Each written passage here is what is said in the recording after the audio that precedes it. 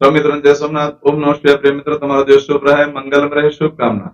હું બિલીમાંથી જોગીભાઈ વ્યાસ આપ સૌનું આપણી જોગેશમાં આપનું હાર્દિક સ્વાગત કરું છું. મિત્રો, આજરોજ જોઈશું આજનું શુભ પંચાંગ. આજે તારીખ છે 14/6/2024 ને શુક્રવાર, જેઠ સુદ આઠમ તિથિ છે. આજની આઠમને દુર્ગાષ્ટમી તરીકે ઓળખવામાં આવે છે. આજે માતા ધૂમ્રાવતીની જન્મ જયંતિ છે. નવ દુર્ગામાંથી જે એક દેવી છે જેનું નામ છે ધૂમ્રાવતી, એની જન્મ જયંતિ છે. આજે શુક્લાદેવી વ્રત પણ આજથી શરૂ થાય છે. આજે સૂર્યનારાયણ ભગવાન મિથુન રાશિમાં પ્રવેશ કરશે. આજે જે બાળકનો જન્મ થાય છે એની તિથિ ગણાય છે આઠમ. આઠમ તિથિ આજે આખો દિવસ રહેશે અને આવતીકાલે મળશે 4 પહોંચી જશે. આજે જે બાળકનો જન્મ થાય છે એનું નક્ષત્ર ગણાય છે ઉત્તરા ફાલ્ગુની. આ ઉત્તરા ફાલ્ગુની નક્ષત્ર આજે મળશે 5:09 શરૂ થાય અને આવતીકાલે 15 તારીખે સવારે 8:14 પહોંચે. આજે જે બાળકનો જન્મ થશે એ બધાનું નક્ષત્ર ઉત્તરા ફાલ્ગુની. આજે જે બાળકનો જન્મ થાય છે એનો યોગ ગણાય છે સિદ્ધ યોગ. આજે સવારે 7:07 પહોંચી જશે અને ત્યાર પછી જે બાળક વ્યતિપાત યોગ. આ વ્યતિપાત યોગ છે આજે. આ વ્યતિપાત યોગના દિવસે ભગવાન શંકરના મંદિરે જવું જોઈએ. જેને આગળ ન કર્યું હોય તે લોકો કરી શકે છે. આ વસ્તુ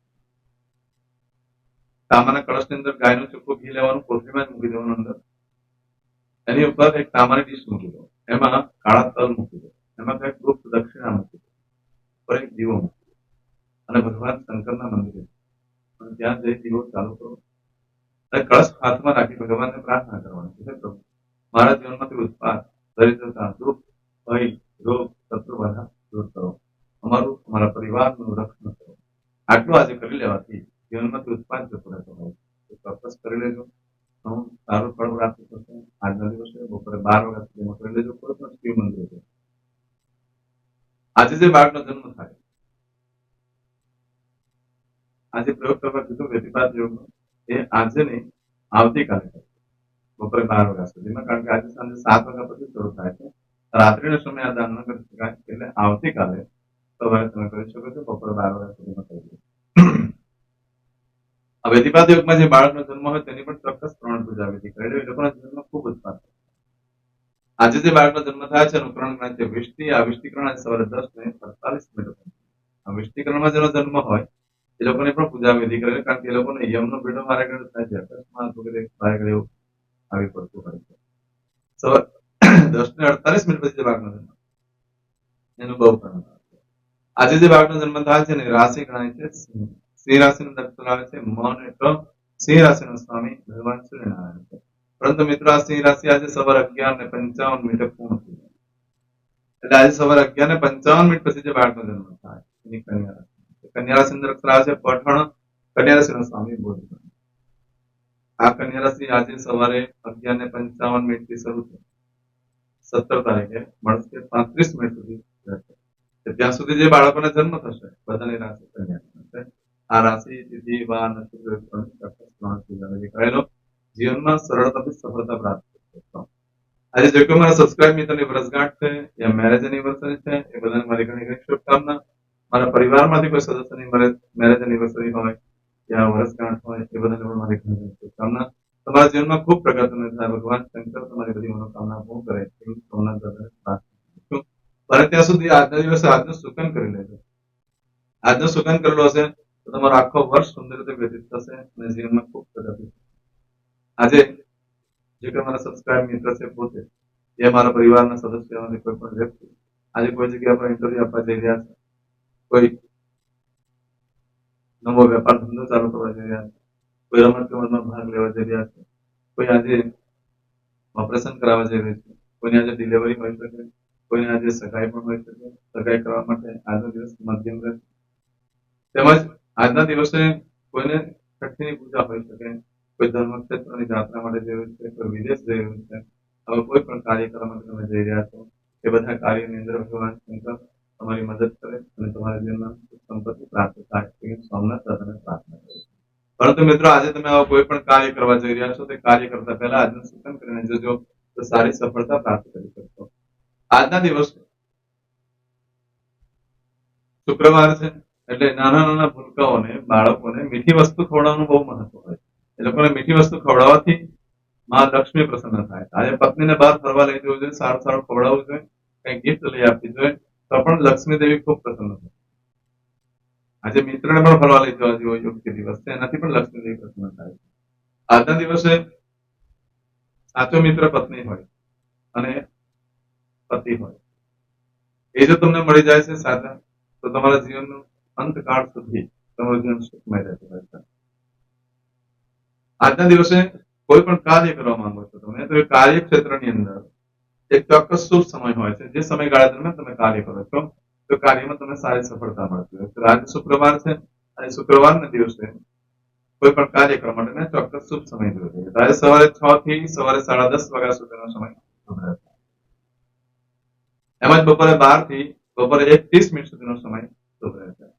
તેમજ સાંજે 4:30 સાંજે 6 વાગ્યા સુધીનો સમય શુભ રહેશે. રાત્રિનો સમય જોઈએ તો રાત્રે 9 થી રાત્રે 10:30 વાગ્યા સુધીનો સમય શુભ રહેશે. તેમજ રાત્રે 12 થી બીજે દિવસે મળસ્કે સવારે 4:30 વાગ્યા સુધીનો સમય શુભ રહેશે. આ સમયગાળા દરમિયાન તમે કોઈ પણ કાર્ય કરો છો તે કાર્યમાં સારી સફળતા પ્રાપ્ત કરી શકો છો. આજના દિવસે સગાઈ કરવા માટે મધ્યમ દિવસ છે. હમણાં કોઈ ખાસ મુહૂર્તો નથી ભૂમિપૂજનના મુહૂર્તો કે નથી વાસ્તુના મુહૂર્તો. હાલમાં લગ્નના મુહૂર્તો પણ મધ્યમ છે. આજના દિવસે તમે કોઈ પણ કાર્ય કરવા માટે જઈ રહ્યા છો, તમારી કોઈ પણ વસ્તુ ચોરાઈ જાય છે, ખોવાઈ જાય છે, તો 7 દિવસમાં મળે, બાકી મળવાની શક્યતા બિલકુલ ઓછી છે. આજના દિવસે તમે કોઈ પણ કાર્ય કરો છો તો તમારા કરતા તમારા પાર્ટનર જે હોય છે એની પોઝિશન ઘણી સારી થતી હોય. આજના દિવસે તમે કોઈ પણ નવા કાર્યનો આરંભ કરો છો, કોઈ ખરીદી કરો છો, કોઈ વેચાણ કરો છો, તો તમારા કરતા તમારા સહકાર્ય જે વ્યક્તિ હોય, તમને મદદ કરનાર જે વ્યક્તિ હોય, અથવા તમારા સાથે પાર્ટનર જે વ્યક્તિ હોય છે એની પોઝિશન તમારા કરતા ઘણી શુભ થતી હોય છે, ઘણી સારી થતી હોય છે. એનો મતલબ એવો નથી કે તમને નુકસાન થાય, પરંતુ તમારા કરતા એને સારી પ્રગતિ થતી હોય છે. આજના દિવસે એવો કોઈ પણ કાર્ય કરો જે કરવાથી નિયમિત કરવાથી ઘણું શુભ ફળ પ્રાપ્ત થતું હોય. કોઈ વેપાર ધંધો નિયમિત કરવાથી એમાં વધુ ને વધુ ધન પ્રાપ્ત થઈ શકતું હોય તો તેવા વેપાર ધંધાની આજે શરૂઆત કરી શકો છો. આજના દિવસે કસરત કરવા માટે ઉત્તમ દિવસ છે. આજથી શરૂઆત કરો છો તો તમે નિયમિત કસરત કરવા જઈ શકો. આજના દિવસે તમે કોઈ પણ પ્રકારની બીમારી હોય છે, ઘણા રાજ રોગ થતા હોય, તેના માટે નિયમિત એને દવા લેવી પડશે. જેમ કે પ્રેશર છે, સુગર છે, નિયમિત દવા લેવી પડતી હોય છે. એ દવા નિયમિત ઘણી વખત નથી લેવાથી ભૂલી જવાતી હોય છે. તો આજથી દવા લેવાનું શરૂઆત કરવામાં આવે તો નિયમિત રીતે દવા લઈ અને એના કારણે એનું આરોગ્ય પણ સારું રહેશે. આજના દિવસે ખાસ કરીને કે કરવાની વસ્તુ હોય તો તે પૂજા. રોજ નીચે ભગવાનની પાસે બેસી જાઓ, ભગવાનના દેવસ્થાનમાં પાસે બેસી જાઓ, રોજ ભગવાન સાથે ચર્ચા વિચારણા કરવી જોઈએ. એ આપણે ક્યારેય કરતા નથી, જેના કારણે આપણા જીવનમાં આપણી પ્રગતિ નથી થતી. પણ સવારમાં ઉઠી ભગવાન પાસે આજે બેસી જાઓ, ભગવાનની આજે પૂજા શરૂ કરી દો, તો નિયમિત ભગવાનની પાસે તમે બેસી શકશો, નિયમિત રીતે ભગવાનનું પૂજન કરશો તો એનાથી તમને પુણ્યફળની પ્રાપ્તિ. આજના દિવસે નવા વસ્ત્ર ધારણ કરવા માટે પણ ઉત્તમ દિવસ છે. આજે નવા વસ્ત્ર ધારણ કરવાથી જાવક ઘટે અને આવક વધે. તમારી તંદુરસ્તી પણ ઘણી સારી રહેશે. જે લોકોને ખાસ કરીને તંદુરસ્તીની આરોગ્યને લગતી તકલીફો હોય છે એ લોકો જે આજે નવા વસ્ત્ર ધારણ કરે છે તે લોકોનું આરોગ્ય સારું રહેતું હોય છે. તંદુરસ્ત આરોગ્ય સારું રહે જે નવા વસ્ત્ર ધારણ કરે છે. નવા વસ્ત્ર માટે હું કહી દઉં કે જે રેડીમેડ કપડા પહેરતા હોય છે નવા વસ્ત્ર નહીં કહેવાય, મારે ઘરે ટ્રાય કરેલી હોય છે. જે સીવીને લાવો છો તમે જ પહેલી વાર કરી રહ્યા છો એનું તો તમારા ઘરમાં આજે નવા વસ્તુ માટે તેને pant piece, shirt piece, blouse piece પડેલું હોય તો તે આજે સીવા નાખી દો, જરાક ઓળીને એવા આજનો દિવસ છે. આજના દિવસે ખાસ કરીને વકીલો માટે પણ ઘણો સારો દિવસ છે. નવા વસ્તુ ધારણ કરવા માટે કોર્ટ કચેરીની અંદર લોકોને સારો લાભ થઈ શકતો હોય છે. તો આજના દિવસે આ રીતે ફળ પ્રાપ્ત થશે. આજે કરશો આજનો સંકલ્પ ચમચીમાં પાણી લઈ લો. અદ્યતન માસોત્તમ પરમ પવિત્ર જ્યેષ્ઠ માસે શુભે શુક્લ પક્ષે અષ્ટમ્યાયામ ભગવા શરણિતાયામ દરેક જણાએ પોતાનું ગોત્ર બોલવાનું છે. ગોત્ર ખબર નહીં હોય તો કાશ્યપ ગોત્ર બોલવાનું છે. હવે દરેક જણા બોલવાનું ઉત્પન્નેન, પછી તમારું નામ બોલી જાઓ. હવે બોલો મમ આત્મન શ્રુતિ સ્મૃતિ પુરાણોક્ત પુણ્ય ફલ પ્રાપ્તિ અર્થમ ઐશ્વર્યાદિ અભિવૃદ્ધિ અર્થમ અપ્રાપ્ત લક્ષ્મી પ્રાપ્તિ અર્થમ પ્રાપ્ત લક્ષ્મ્યાઃ ચિરકાલ ક્ષૌ રક્ષણાર્થ સકલ મન ઈપ્સિત કામના. હવે તમારા મનમાં જે કઈ ઈચ્છા હોય તે બોલી જાઓ.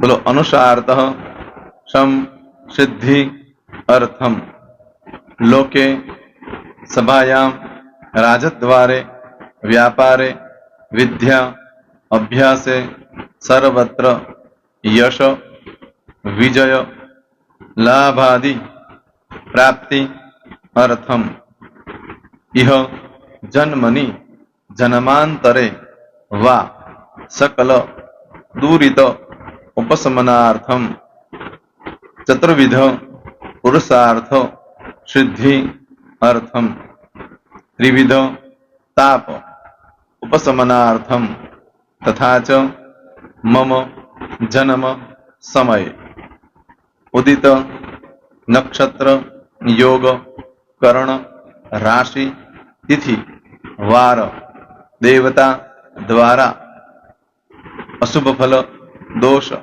નિવૃત્તિ અર્થમ શુભ ફલ પ્રાપ્તિ અર્થમ જન્મ સમયે જન્મ કુંડલી મધ્યે દ્વાદશ ભાવ મધ્યે સ્થિત આદિત્યાદિ નવગ્રહ દેવતા દ્વારા યોગ મધ્યે દ્રષ્ટિ મધ્યે મહાદશા અંતરદશા પ્રત્યંતરદશા મધ્યે શુભ ફલ પ્રાપ્તિ અર્થમ અશુભ ફલ દોષ નિવૃત્તિ અર્થમ આદિત્યાદિ નવગ્રહ દેવતા અનુકૂલતા સિદ્ધિ અર્થમ દશ દિગપાલ દેવતા પ્રસન્નાર્થમ ભૂત પ્રેત પિશાચાદિ દ્વારા રચિત દોષ ભય રોગ નિવૃત્તિ અર્થમ તથા ચ મમ. હવે જેના લગ્ન થઈ ગયા છે એ લોકોએ બોલવાનું છે. મમ દાંપત્ય જીવન મધ્યે સુખાકારી પ્રાપ્તિ અર્થમ. હવે જેના લગ્ન નથી થયા એ લોકોએ બોલવાનું મમ જટટી વિવાહ યોગ પ્રાપ્તિ અર્થમ. હવે જે લોકોને સંતાન પ્રાપ્તિની પૂજા આપી છે એ લોકોએ બોલવાનું છે મમ જટટી દીર્ઘ આયુ આરોગ્ય ઐશ્વર્યાદિ સમન્વિત પુત્ર પૌત્રાદિ સંતતિ સુખ પ્રાપ્તિ અર્થમ.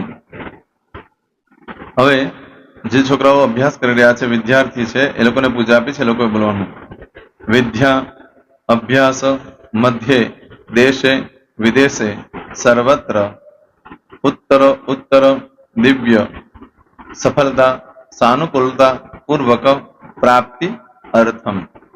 જે લોકોને વિદેશ જવાની પૂજા આપી છે એ લોકોએ બોલવાનું છે મમ જટટી વિદેશ ગમન યોગ પ્રાપ્તિ અર્થમ. હવે જે લોકોને આરોગ્ય માટેની પૂજા આપી છે એ લોકોએ બોલવાનું છે મમ આયુ આરોગ્ય ઐશ્વર્યાદિ પ્રાપ્તિ અર્થમ. જે લોકોને બરકત માટેની પૂજા આપેલી છે એ લોકોએ પણ બોલવાનું છે, બધાએ જ બોલવાનું છે મમ ગૃહે શુભલક્ષ્મી મહાલક્ષ્મી પ્રીતિ પ્રાપ્તિ અર્થમ. વ્યાપાર વ્યવસાય મધ્યે દેશે વિદેશે સર્વત્ર ઉત્તરો ઉત્તર પ્રગતિ ઉન્નતિ પ્રાપ્તિ અર્થમ. હવે દરેક જણાએ બોલવાનું મમ ભય રોગ શત્રુ બાધા મારણ તારણ મંત્ર તંત્ર અરિષ્ટ દોષ પીડા નિવૃત્તિ અર્થમ. હવે તમે જે ભગવાનની પૂજા કરી રહ્યા છો એ બોલો, એ લોકો ભગવાનનું નામ બોલી દો દરેક જણા.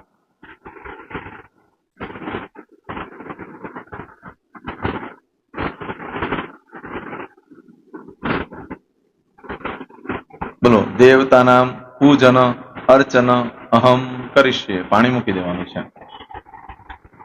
હવે જયારે પૂજા પતી જાય એટલે છેલ્લે પાછું ચમચીમાં પાણી લેવાનું અને બોલવાનું છે વિષ્ણવે વિષ્ણવે વિષ્ણવે નમો નમઃ.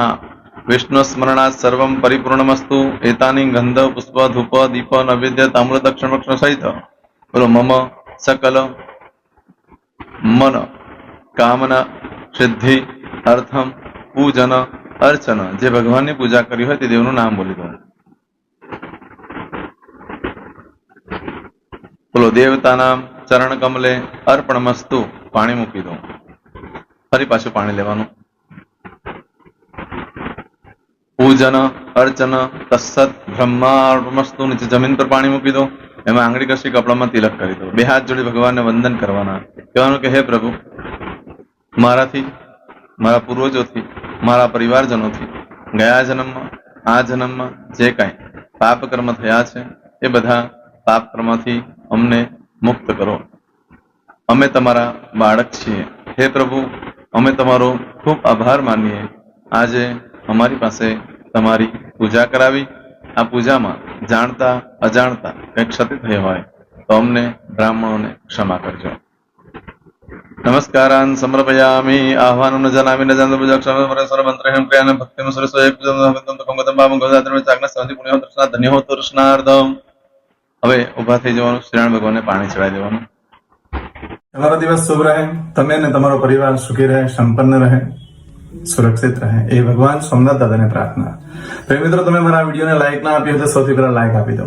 અને ત્યાર પછી જો તમે મારી આ ચેનલ સબસ્ક્રાઇબ ન કરી હોય તો સૌથી પહેલા સબસ્ક્રાઇબ કરી લો અને બેલ આઇકોન ઓલ પર ક્લિક કરવાનું ભૂલશો નહીં, જેથી કરીને સૌથી પહેલા નવી વિડીયો જે કંઈ મૂકું એ તમને મળે. મિત્રો, કંઈ પણ મૂંઝવણ હોય તો મને આ નંબર પર તમે ફોન કરીને પૂછી શકો છો. મારો મોબાઈલ નંબર છે 9825546459. મિત્રો, કોમેન્ટ્સમાં જય સોમનાથ લખવાનું ભૂલશો નહીં. ફરી પાછા નવા વિડીયો સાથે મળીએ. ત્યાં સુધી સૌને જય સોમનાથ.